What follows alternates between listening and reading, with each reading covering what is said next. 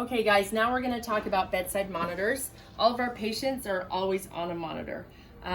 We don't do spot checks, they are continuously monitored. So when we have our patient connected, we're going to have the EKG connected. We will have two rhythms, two leads that we're going to see from. Typically 2 and 5 are the leads that we like to see. We won't have a CVP and an art line if we are not plugged in and connected and don't have those lines. But we will always have our 2 leads, we will have our blood pressure, and we will have our SpO2. And those will show up in just a minute.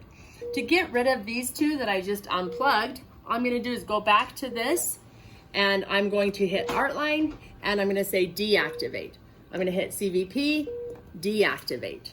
If I decide we're gonna place an art line and we're gonna have a CVP, then we're just gonna hit activate. We're gonna push on this and activate, and it will come back. Okay, so now it's labeled, and then when I plug it in, it will be there. Oh, it's there already. I'm gonna deactivate that again. So we'll have our 2 EKGs, we will have our SpO2 and our respirations and our blood pressure. So, one thing that we want to pay attention to is our alarms. So if we just click, the screen is a touch screen. So our high limit is 120 beats per minute, low limit is 50.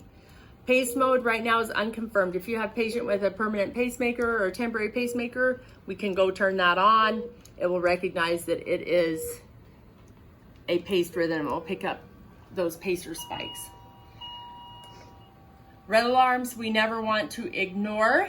We always want to pay attention to those. Over here we have our ST alarms. We don't ever turn off alarms unless we have a physician's orders. But if you want to see what your ST alarms are set at, then you'll just click on that box and you can, my knuckles just hit something. So click on that, click the arrows, and it will have your alarms of what they are set at on your ST. As far as I need to hook up my SpO2. So our patients are we're always looking at their SpO2, whether they're intubated or not. They don't ever not have an SpO2 reading. So these are our Masimo pulse oximeters. They're sticky and they work really well on patients in the ICU who are moving around, or we are having a really hard time getting a good reading because some of our non-disposable pulse oximeters, they will fall off of a finger, or they just don't have good connection with the finger. So these are a really good resource for us. Other resources we have are ear probes, and we also have, they're called Neo-L, and they pick up a little bit better on patients that have poor perfusion. So those are other options to try. Yep. So once I get this open, I'm gonna connect to my SpO2. My SpO2 is labeled right here. I'm just gonna get my cord and connect. They're really easy to use. Just plug it in. Then it should show up on my monitor. I like to press this down, make sure it's going to get a good reading. A lot of times if you don't get a good reading, it's either because they're not perfusing well, or if they have fingernail polish, we might have to remove that fingernail polish. So what should a good reading look like? So this is not a good reading right here. We want a nice waveform, a nice pleth. It matches our heart rate. Carolyn is hypoxic here. I'm getting that. So here we go. She's coming up. And that's a pretty good reading. It's a little floppy in here, but if patients are moving around, move around, see what we do. It'll start to wiggle around, so you'll get an alarm. Look at your patient. What does your patient look like? If they're up and talking and it's flattening out like that, either we might not have a good connection, they're moving around. If they look awful, then probably they're not perfusing. So we need to figure out what's going on. This is our perfusion number. We want this greater than Than 1, and it was greater just than, a minute ago. It will yeah. go back up here. Greater than 1, 0.3 is on the low end. It's they're still perfusing, but 1 is where we want them to be above. Right. So that's a number that we will pay attention to. If, say for instance, we've got Carolyn, she's kind of wiggling around, look at that waveform and look at her oxygenation. Oh, she's oxygenating fantastically. But is she? What is your patient doing? Just because it says 99, but this is all flattened out, that is not a good reading. We have got to make sure that we have a nice, good pleth. Nice rounded waves. Consistent and the same. Set it so it's audible if I'm doing using rapid onset medication. Okay, so if we are going to do rapid onset medications, we're going to click on our SpO2 and we're going to go to our QRS volume. And then we can hear. So while we are doing a procedure on a patient and we're using our rapid onset medications, we're doing some type of procedure that requires that, we can hear if they're declining. So listen, I'm going to set it and the patient's going to go Brady.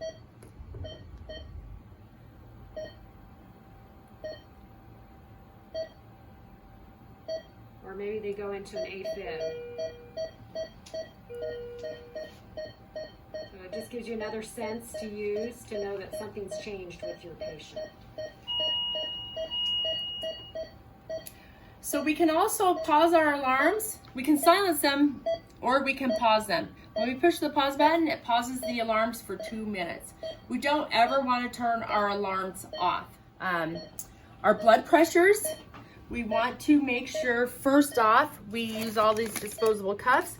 We want to make sure that we pick the appropriate size. So, good to open this.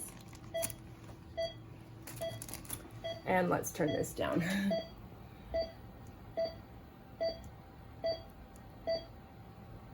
Okay, that's how you turn it off. We want to make sure we use the appropriate size. We've got probably the same size as you guys use, but a lot of times we will get blood pressure, inaccurate blood pressure readings if we don't have the proper size. So Carolyn, she's tiny enough, we probably want to use a child's cuff on her. But here's our artery marker. So we want to go on the inside of the arm, make sure we're on the inside, and we will wrap the cuff around.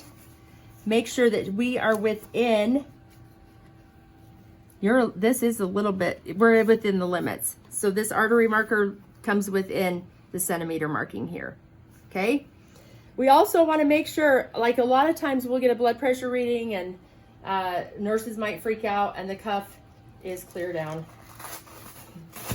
Here, it's moved into the elbow and it's loose. So we don't ever treat a monitor. We treat our patients, okay? Always we're treating our patients and we're always looking at trends.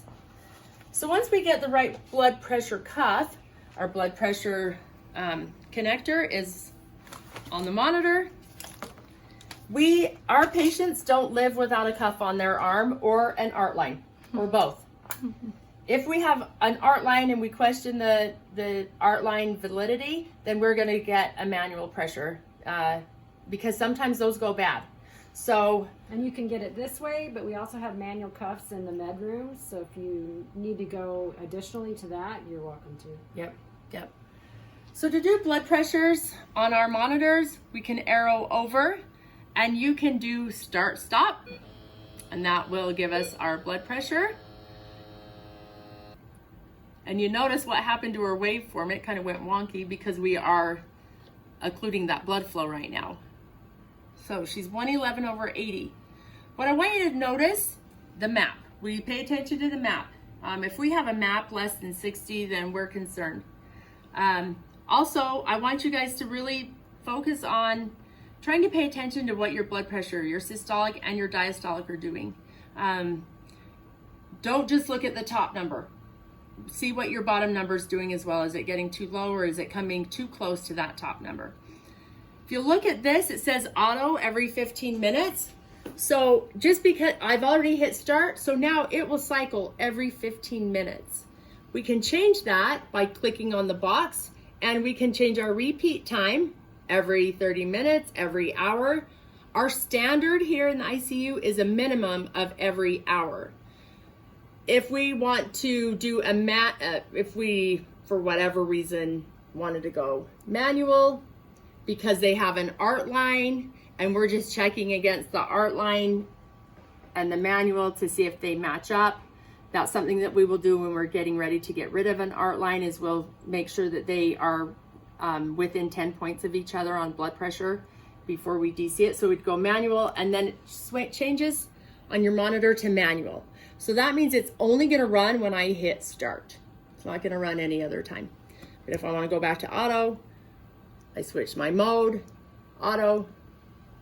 Just make sure if your patient is on pressors, you should be initially, for sure, if you're titrating every 5 minutes. So that's a frequent blood pressure, and then we can eventually go to every 15 if it's not constant titration of drips. Yeah.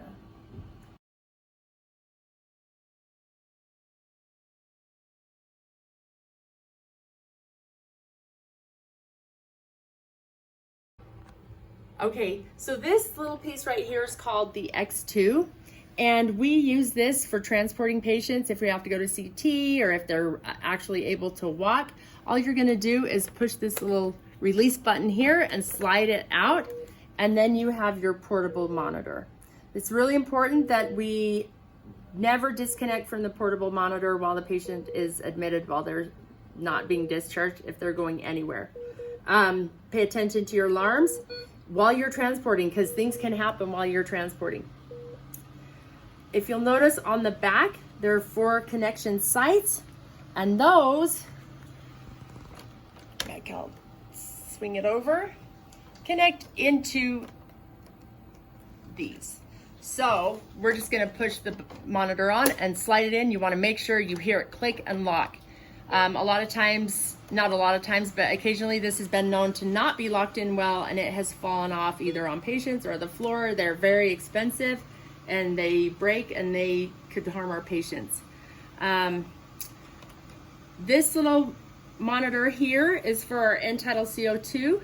So you're just gonna pull that down and we'll plug in our end-tidal CO2 oxygen, and it will pop up on the monitor and give us a reading. And then we also have our temperature connections here. So if you have a Foley that you're using that has a temperature sensing capability on it, you would connect your probe to that location. And anytime if you have everything activated, you're gonna wanna make sure that your temperature is activated. So here's a T core, that's your temperature. So this was the one that is activated. So anytime any of these are activated and you plug into it, it will automatically populate on the monitor. Carolyn's gonna show us the X3. We don't have these in cardiac, but we've got them in shock trauma. So she just showed you the X2. This is just the upgraded, newer version of that. Same principle, it connects in the same way. And you also wanna make sure that it connects in all 4 places and does not fall on your patient. The thing that is different about it is the SPO2 trunk cable.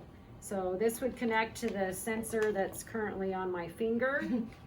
And we have them zip tied to these monitors because this insert here is specific to the X3. It will not fit on our X2s. So please do not break that clip and make sure it stays with this monitor. Okay, so when we get our patient in the room and they're a new patient, we need to make sure that we associate the monitor. We're gonna associate the monitor the exact same way you do your pumps. So every monitor has an association code. You're just gonna scan it and it will populate into iCentra. We can do it with our ventilators, all of our equipment, with the exception of the Cheetah. So we will associate everything once our patient's in the room, or if we bring in a new piece of equipment. It's gonna make your job a lot easier. All your easier. information goes in. Another thing I wanted to touch on is a lot of times we will have multiple patients. We're in one room and we're worried about another patient. We can actually watch 2 patients at the same time. So we're gonna arrow over and we see other patients. And we will pull up my unit, and this pulls up 4, We have a oh, patient in 4 right now. we have 1 and 4. Uh-huh. So we can literally see their vital signs at the same time, and we can move it over. So we can watch our patient that we're in the room with, and we can watch our other patient. Okay? Super, super handy. We found it very useful down here. And then remember, we always want to make sure that we go into standby so that it recharges our X2. As far as lead placement, we do 5 leads. The brown is your lead 5. It always goes in the center, usually between the breast, between the nipple line. Sometimes they have things going on, chest tubes, whatever, so we can't put it right there. So you want to be, it just needs to be near the heart. Then you're going to have your green and your white go together. They go on the right side, and think white. And the way I like to remember it is snow over grass. So you want to be up near the clavicle. You want to make sure that they line up on across from each other. So you're going to line up and down, and then you're going to line up across.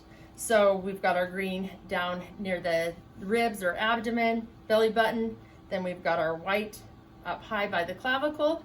Then on the other side, on the left side, we have smoke over fire. So black always goes up high, the red always lower. Gives the nice view of the heart. If you're having problems with your leads, if they're showing up really thick on your EKG reading, it's probably a problem with your lead, with your electrodes. So you probably need new electrodes. So just go ahead and stick new electrodes on. If you aren't getting good waveforms, it's probably placement, especially on bigger patients. So you just want to try and place those electrodes in a place where it can get a good view of the heart. Another thing to be aware of with patients with art lines and CVPs, we are going to print strips once a shift, usually at the beginning of your shift. You're going to come to your screen here, and you're going to hit recordings, and you're going to say select waves. We're going to need our telemetry reading in addition to our art line or our CVP. So I'm going to check lead 2 on my art line, hit continue, and start. What that is going to do is print out at the HUC station. Just remember, there's about a 6-second delay. So you want to give it about 6 seconds, and then your recording is going to be starting. Make sure to then stop the recording, because it will just keep printing and printing and printing until someone stops it out at the HUC station. We will be doing that once a shift.